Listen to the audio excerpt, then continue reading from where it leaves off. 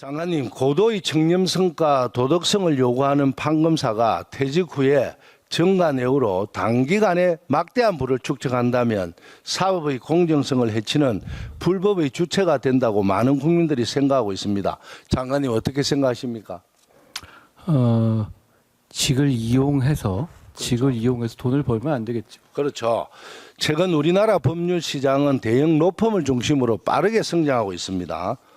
우리는 특정 기업을 수사하던 검사가 퇴직 후에 그 기업을 변호하는 로펌이나 법률 고문으로 자리를 옮기는 걸 쉽게 볼 수가 있습니다. 대법관, 헌재재판소, 검찰총장, 검사장 같은 고위직 출신의 변호사가 위원장이나 선임계의 이름을 올리는 것만으로도 사건 처리에 강한 영향력을 미치는 것으로 생각하고 있습니다.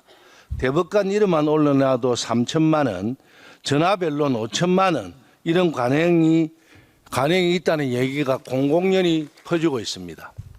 장관님, 법조계의 부조리를 비꼬는 유전무죄, 무전유죄 우리 사회에서 뿌리 뽑혔다고 보십니까? 그런 얘기가 나오지 않도록 공정하게 그렇죠. 시스템이 장관님은 할 수 있을 것입니다.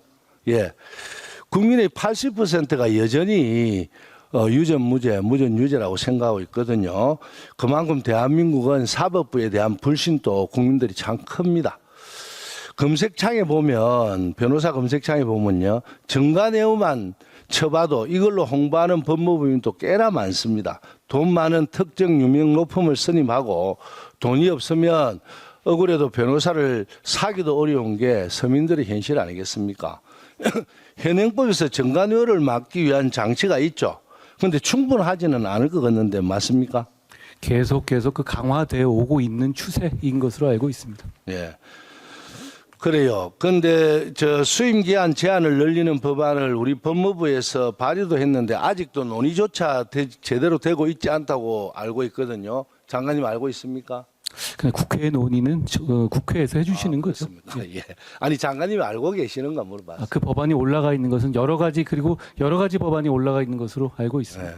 최근에 로펌들이 다수의 판검사나 고위직 자들을 정기적으로 영입해서 포트폴리오를 구성해서 맞춤형 정관 서비스를 제공하는 게 현실입니다.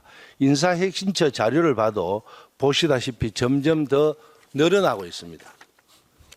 심지어 성범죄를 저지른 판사가 송반막이 처벌을 받고 대형 로펌에 취업을 하기도 합니다. 최근 추세에 맞게 로펌의 특화된 정관예우에 대한 대책도 필요하다고 보는데 동의하시죠?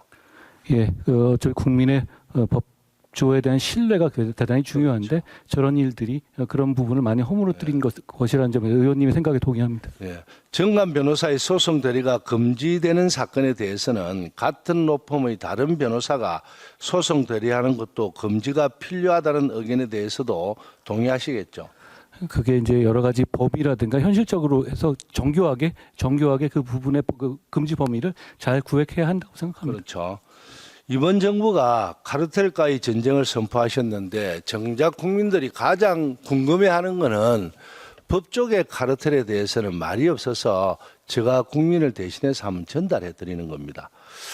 법조계가 옳게 자리를 잡고 국민들로부터 신뢰를 받을 수 있도록 법조 카르텔을 타파할 수 있는 방안에 대해서 장관님 함께 고민하시고 그런 법안을 법무부에서도 좀 더 잘 아실 거니까 내주시면 국회에서도 빨리 통과될 수 있도록 노력을 하겠습니다. 예, 박 의원님 좋은 말씀 대단히 마음에 새기겠고요. 제가 그동안 오래 일하면서 사실 저는 그 전관 봐준 적은 한 번도 없습니다. 그렇지만 국민들이 보시기에 그런 부분에 대한 어떤 효력이 통한다는 생각을 하실 수 있거든요. 네. 그런 거 다 같이 이건 공익 차원에서 같이 생각해 보시면 좋을 것 같습니다. 장관님은 한 번도 없을 겁니다. 그런데 대다수 대법원 앞이나 우리 법원 앞에 또는 데모하시는 분들 다 보셨죠? 예. 그분들이 얼마나 억울하면 그렇게 하겠습니까? 국회 앞에서 엄청나게 많은 사람들이 예. 누구는 좋은 변호사 사서 자기가 오히려 억울하게 당했다. 이런 사람들이 대한민국에 너무 많습니다. 예, 제가 그런데 이건 박 의원님 말씀에 오랫동안 공감합니다. 간행적으로 내려오던 카르텔이잖아요. 그래서 세상은요.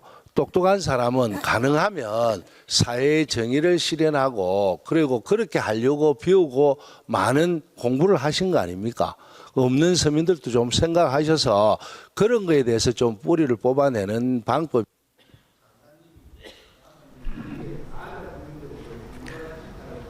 제가 박재호 의원님 말씀 명심하겠습니다.